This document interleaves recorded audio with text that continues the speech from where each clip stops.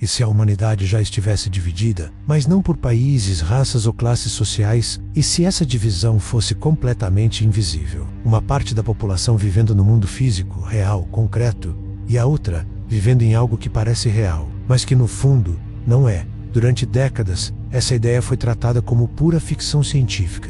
Mas no século XIX, uma mulher já alertava sobre isso. E o mais impressionante, ela nunca tinha visto um computador, uma tela ou a internet. O nome dela era Helena Blavatsky. Blavatsky foi uma das figuras mais polêmicas e misteriosas da história do ocultismo. Fundadora da Sociedade Teosófica, ela era uma estudiosa de tradições antigas, textos orientais e conhecimentos que, segundo ela, não eram ensinados ao público comum. Em seus escritos, Blavatsky fez uma afirmação profundamente perturbadora. A humanidade não evolui como um bloco único. Para ela, o futuro não seria coletivo, mas sim fragmentado. Alguns seres humanos evoluiriam internamente, expandindo a consciência. Outros se tornariam cada vez mais automáticos, quase como robôs. Ela descrevia pessoas que apenas repetem padrões, que vivem por estímulos e que reagem a tudo, mas nunca refletem de verdade. Pessoas que existem, mas não despertam. Na época em que ela escreveu isso, soava abstrato,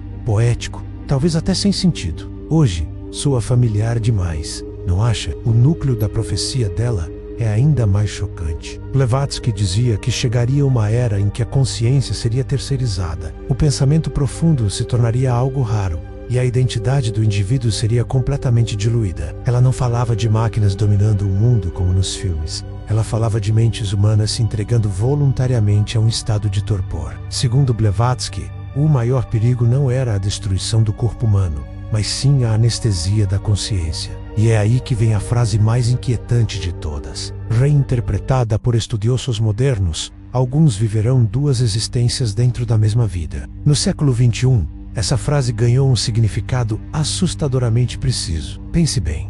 Hoje, milhões, talvez bilhões de pessoas acordam, e a primeira coisa que fazem é entrar numa tela. Elas constroem identidades digitais, sentem validação, rejeição, pertencimento e dor. Tudo isso dentro de ambientes artificiais, programados. Temos a primeira vida, o corpo, o mundo físico, o tempo real que passa sem pausas. E temos a segunda vida, os perfis, os avatares, os estímulos constantes de notificações e as recompensas programadas de curtidas e compartilhamentos. A pergunta não é mais se isso é real ou não. A pergunta é, qual dessas duas vidas controla as suas emoções? Blavatsky alertava que, quando o ser humano reage mais do que escolhe, consome mais do que cria e vive mais fora do que dentro de si mesmo, ele entra num estado que ela chamava de existência reflexa. Não se trata da ausência de alma no sentido literal, religioso.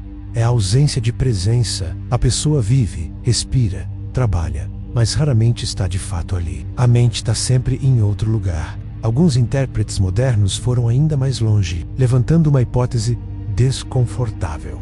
E se a tecnologia não estiver apenas conectando as pessoas, mas sim substituindo a experiência direta da realidade, não como um plano maligno de uma elite secreta, mas como uma consequência natural de um sistema que recompensa a distração, a repetição e o estímulo rápido e superficial. Nesse cenário, nem todos estariam vivendo a mesma realidade. Alguns estariam cada vez mais imersos em camadas e mais camadas artificiais, enquanto outros permaneceriam ancorados no mundo físico, focados em desenvolver a própria consciência. Seriam duas humanidades, vivendo na mesma época, no mesmo planeta, mas em dimensões existenciais diferentes. E aqui vem o detalhe mais bizarro e genial da previsão de Blavatsky. Ela dizia que essa divisão não seria percebida como uma tragédia. Pelo contrário, seria vista como progresso. As pessoas não sentiriam que estavam perdendo algo valioso. Elas sentiriam conforto, facilidade e entretenimento constante. E esse, segundo ela, seria o maior e mais sutil dos perigos. A armadilha perfeita. Talvez